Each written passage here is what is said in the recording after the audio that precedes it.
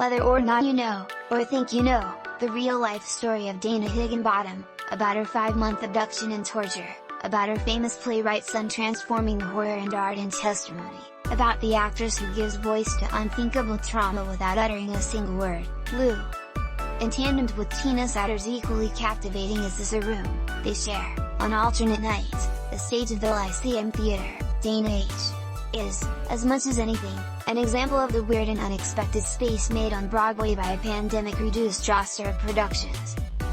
I can't say for certain that these two plays, short in length and experimental in form, found their place on Broadway because of Applaud's fierce rivalry for roofs, but I can, without hesitation, applaud their arrival, however it came to be.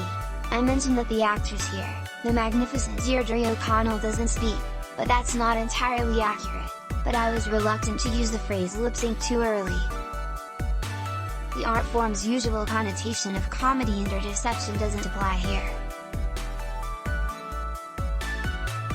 Mouthing the words of actual interview tape recordings in which Higginbotham opens up about her ordeal, O'Connell and Dana H. convey both the specifics of one woman's trauma and something universal about the all-encompassing nature of abuse and its survival.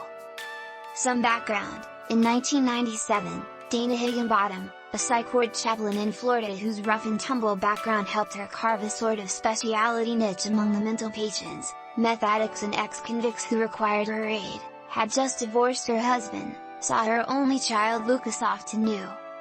In short, she was alone and isolated, an ideal target for the man Dana H. identifies only as Jim, a meth-addicted, prison tattoo-covered, seriously disturbed ex-con raised from childhood in the criminal underworld of white supremacy and violence.